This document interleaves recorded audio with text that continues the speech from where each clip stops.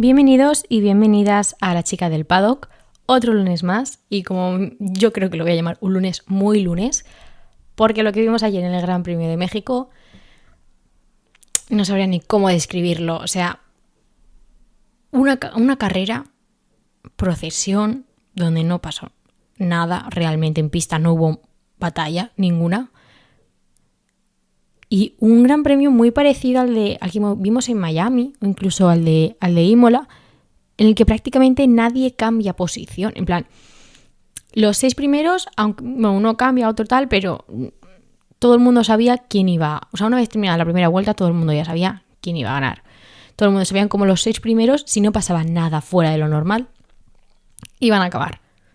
Y luego ya el último de los top 10, pues poco más. O sea, no son tampoco muy sorprendentes que digas, wow. Entonces, para mí ha sido un Gran Premio un poco... ya no sé si fueron también las horas, que al final pues en España fue a las 9 de la noche y ya el día ya se te había hecho pesado y tal. Pero me pareció eso, un Gran Premio muy simple y igualmente bastante igualado al de Miami, que literalmente me aburrí viendo el Gran Premio de Miami. Y bueno, comenzando un poco para hablar del top 10, porque literalmente vamos a hablar del top 10 porque no ha habido ninguno que no haya hecho cosas o no haya despuntado, no haya tenido algo destacable en este Gran Premio. Pues tal y como nos tiene acostumbrados, Max Verstappen vuelve a ganar esta temporada, la 14ª, rompiendo así el récord que ya un poco preveíamos en el episodio anterior de Schumacher y Vettel. Bueno, pues otro récord batido por el neerlandés, que ha estado imparable. Ha estado imparable porque ya no solo en clasificación, sino incluso en carrera, aunque los Mercedes iban a estrategia distinta, que bueno, eso ya luego hablaremos.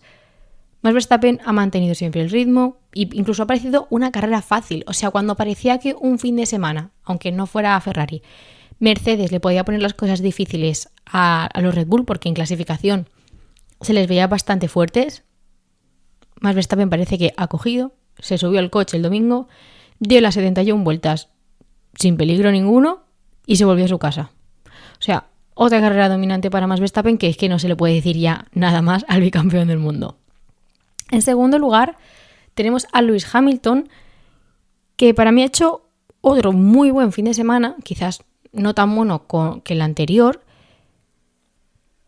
pero un fin de semana que Mercedes ha vuelto a arruinar con la estrategia. O sea, muchas veces se le ha criticado a Ferrari por las estrategias que les ha puesto a sus pilotos, pero lo de Mercedes ayer con los neumáticos duros fue un poco, al menos a mi parecer, tal como yo lo vi, un poco suicida. O sea, tienes la oportunidad en cuanto a ritmo de poder luchar alguna que otra posición con los Red Bull y apuestas por un neumático duro.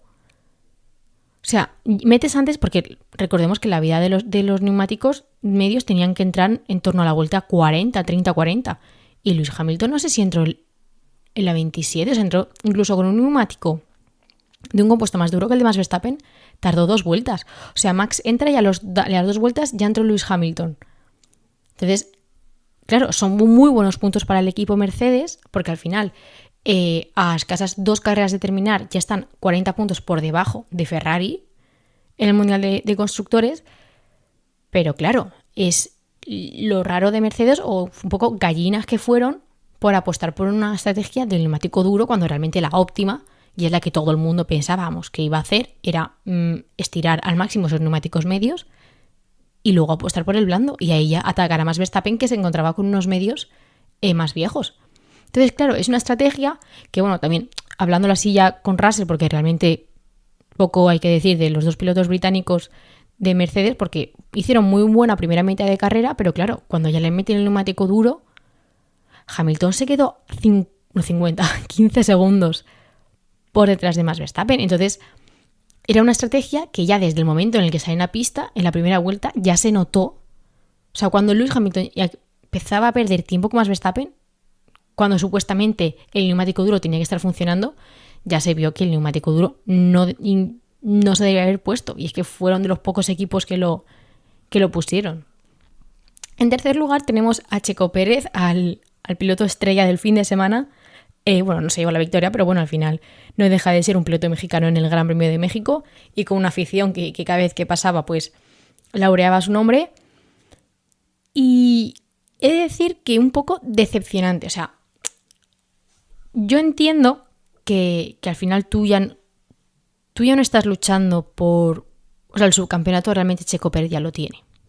O sea, con la posición de Checo Pérez y donde ha acabado Charles Leclerc, el subcampeonato muy probablemente sea para Checo Pérez. Y ya tienen el campeonato de constructores ganado y todo eso.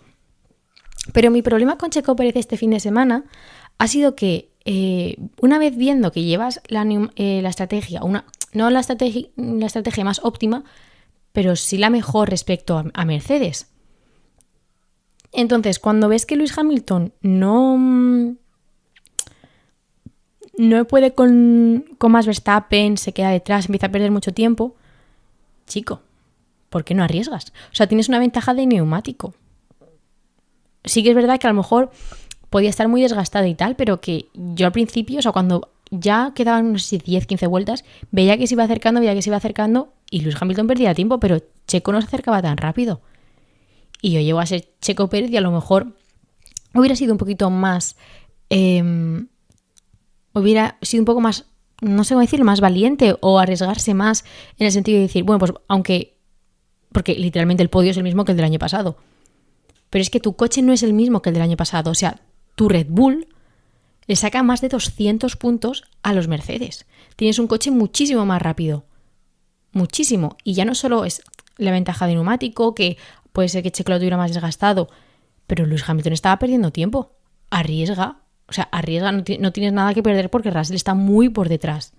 Tan por detrás que tuvo parada gratis. Entonces, claro, a mí me faltó un poco de valentía en ese sentido por parte de Checo Pérez, porque yo pensaba que diciendo, bueno, pues está delante de su gente con un Red Bull que esta temporada ha dominado increíblemente bien, y a lo mejor me faltó esa lucha por esa ambición del piloto mexicano por esa segunda plaza, pero bueno, al final suma otro podio y así un poco asienta el subcampeonato. Y en cuarta posición tenemos a George Russell, que bueno, poco más de decir porque al final le fastidiaron con la estrategia al igual que Lewis Hamilton. Se asienta en esa cuarta plaza en el campeonato de pilotos, al igual que creo que Lewis Hamilton también ha superado a Carlos. Entonces nada, un fin de semana que pudo ser y no fue para Mercedes, que escogieron la estrategia equivocada. En quinto lugar tenemos al primero de los Ferrari, a Carlos Sainz, y unos Ferrari que estaban un poco sin ritmo. Yo creo que al igual que más o menos de Hamilton y de Russell he hablado juntos, pues vamos a comentar también Carlos y Leclerc juntos, porque una carrera bastante desaparecida para los Ferrari. Se comentó sobre todo en clasificación, porque Carlos clasificó quinto, pero al final Charles Leclerc clasificó séptimo. Muchos ingenieros decían que al final era la altitud a la que estaba el circuito, la presión, como que no beneficiaba mucho a los Ferrari y... Vamos, es que no se puede decir nada más. O sea, el silencio yo creo que lo que le deberían estar diciendo a Carlos y a Charles por la radio, porque poco pudieron hacer, no pudieron luchar por posición, no pudieron tampoco... la estrategia era la que hicieron Max y Checo, o sea que la estrategia en ese caso funcionó, pero una carrera bastante desapercibida y bastante lamentable para Ferrari porque ven peligro. Si ya se decía que Ferrari el subcampeonato lo tenía ganado porque Mercedes no sería capaz o no estaría a la altura, vengo a recordar que no sé si fue en Miami que le sacaron... creo que sí, pues Miami, Australia, a principio de temporada, le sacaron 30 segundos a los Mercedes en carrera. Y esta vez en México los Mercedes le han sacado... O sea, no es que sean los Mercedes, es que el Mercedes de George Russell le ha sacado 40 segundos al Ferrari de Carlos Sainz. O sea, buena carrera de Carlos porque al final ha quedado por delante de su compañero. Eso sí que es algo para felicitar al español. Pero claro, una carrera bastante desapercibida y a la que no han podido hacer nada. O sea, salir y terminar porque no podían luchar. O sea, no luchaban con los de detrás y con los de delante. Es que el ritmo era lamentable y no.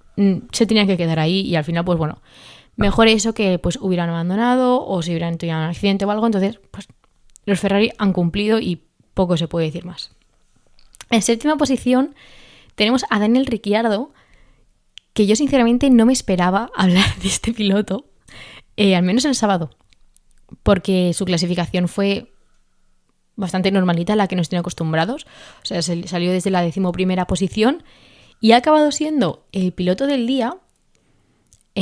Bueno, también ha tenido una penalización, pero ha acabado siendo el piloto del día porque llevó a cabo la estrategia, quizás era la más lógica, pero fue el único que la completó. O sea, Ricciardo al final salió con medios, no sé si entró en la vuelta 46 o 49, y para las 30 vueltas siguientes puso el blando. Y desde que puso el blando, se dedicó a adelantar como un loco, y yo creo que para mí, o sea, siendo sincera, para mí es de las mejores carreras de Ricciardo, bueno, de las mejores no, la mejor carrera de Ricciardo de esta temporada. O sea, una temporada en la que no has encontrado el ritmo, has tenido problemas para adelantar. La carrera pasada, no sé si acabó 17º, o sea, acabó de los últimos. Y Daniel Ricciardo, cuando le pone el neumático blando, oye, adelantar y adelantar y adelantar. Tanto que incluso, aun teniendo ese toque con Yuki Tsunoda, que le hizo abandonar al piloto japonés, le avisan de que tiene una penalización de 10 segundos, y entre Ocon, entre Fernando, que se encontraba séptimo en ese momento, y Charles Leclerc, que habían 46 segundos de diferencia. Una vez abandona luego Alonso y Ricciardo pasa a Ocon, Ricciardo tira como un loco con esos neumáticos, tanto que la penalización de 10 segundos al final no le cuesta una posición. O sea, le consigue sacar 10 segundos a Ocon, y Ricciardo, aun teniendo la penalización, una penalización justa, porque al final echa a Yuki Tsunoda de la trazada y abandona, un Ricciardo que yo me quedé, o sea, yo por un momento pensé, madre mía, si este es el Ricciardo que nos tenía acostumbrados en Red Bull, al que no le costaba adelantar, o sea, apenas tenía obstáculos a la hora de adelantar. Y bueno, ya que he hablado de lo de la sanción, la penalización, también un poco lo que comentamos, me pareció curioso cómo a Daniel Ricciardo le pusieron, también lo comenté por Twitter, cómo le pusieron 10 segundos, que es justa, o sea, al final la penalización echas a un piloto de pista y sanción que te llevas.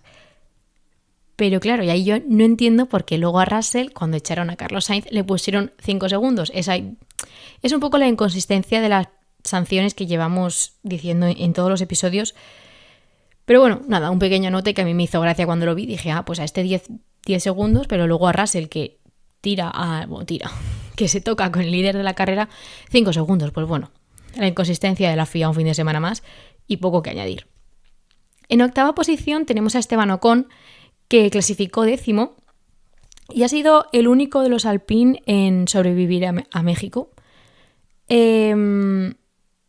Y esto lleva a que ya no solo con la 7ª plaza de Ricciardo y luego el 9º lugar de Lando Norris, que hablaremos ahora, lleva al Alpine a peligrar el puesto en constructores. O sea, seamos sinceros, de todos los puntos, o de la gran mayoría de los puntos, por no decir el 98% de los puntos de McLaren son de Lando Norris. O sea, literalmente Alpine lo tenía todo. Tiene Alonso, que es un pilotazo, tiene Ocon, que es un piloto que no es malo, pero está bien, es buen piloto realmente, o sea, no es de los mejores, pero tampoco es de los peores, y lo tenía todo ante los malos resultados de Ricciardo y Norris, que en algún fin de semana despunta y otro que no, para clasificarse o para mantenerse como cuarto equipo de la parrilla. Porque de McLaren solo ha tirado del carro un piloto, que es Lando Norris. Pero para tú asegurarte el cuarto puesto de la parrilla, o sea, en el Mundial de Constructores, tienes que tener a tus 2 pilotos dentro del top 10 la gran mayoría de los fines de semana. Porque Ocon ayer está un poco... A ver, acaban entre los 2 McLaren, pero es otro fin de semana más que Alpine solo tiene un coche dentro del top 10, ya sea por abandono, por estrategia o por lo que queramos. Entonces, bueno, para hablar de Ocon, buena carrera del piloto francés, y eso, el único Alpine un poco, y que estuvo en batalla sobre todo con Ricciardo y con Norris. Un Norris que casi toda la carrera estuvo desaparecido. Yo ni me percaté de que estaba fuera de los puntos.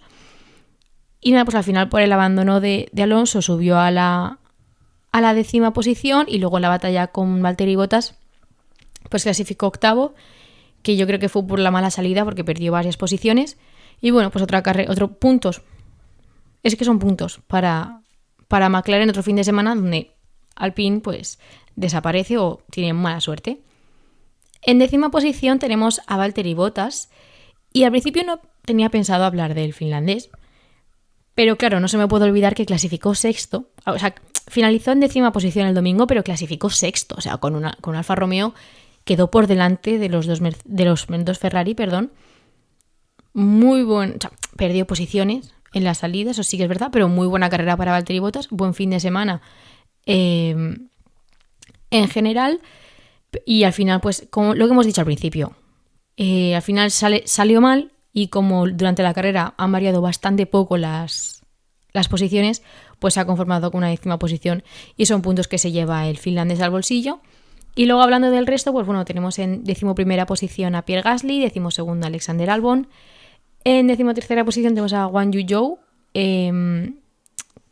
también bastante desaparecidos estos tres. Y luego en 14ª y 15ª posición tenemos a Vettel y a Stroll. Y algo sí que quiero mencionar de los Aston Martin, de lo bien que salen en la salida.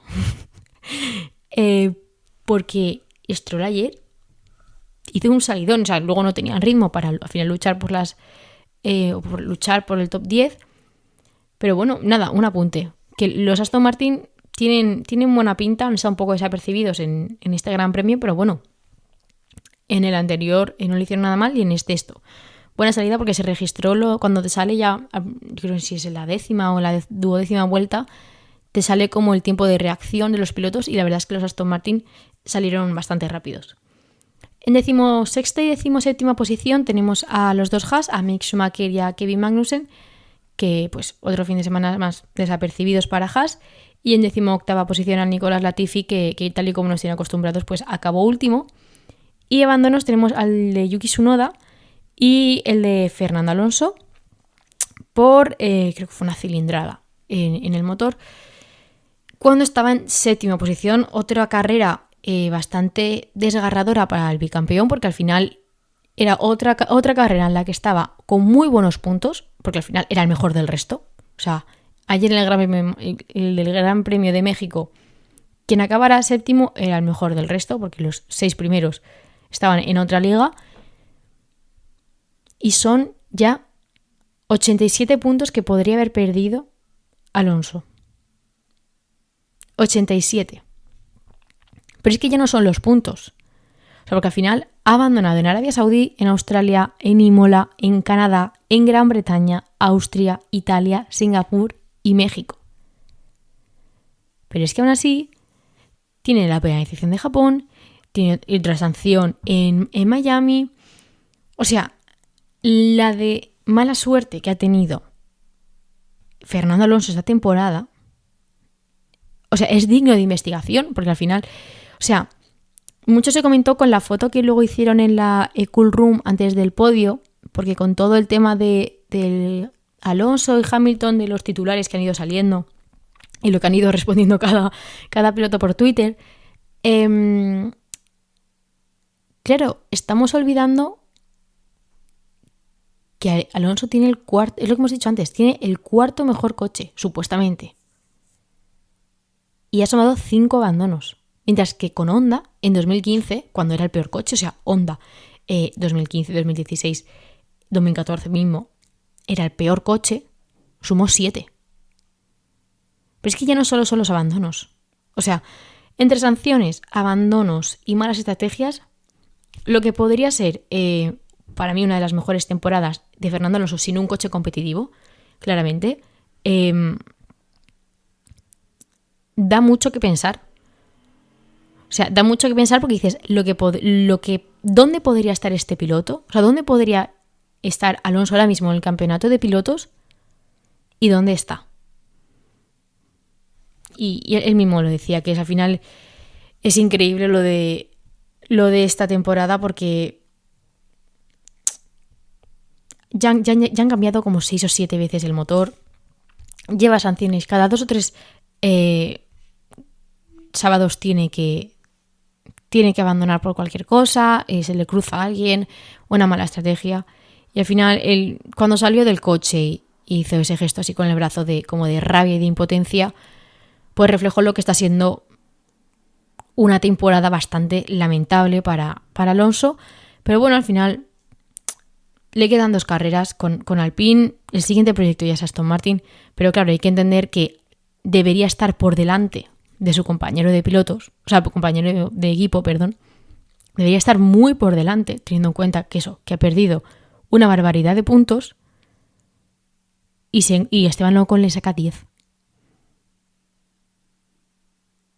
Da un poco que pensar por la mala suerte que ha tenido Alonso, ya no solo desde las últimas carreras que ha sido abandonos, sino que desde el Gran Premio de Bahrein Alonso suma desgracia tras desgracia y ante un equipo que un poco se muestra como un poco barco sin rumbo, porque es lo que he dicho antes y me reitero otra vez.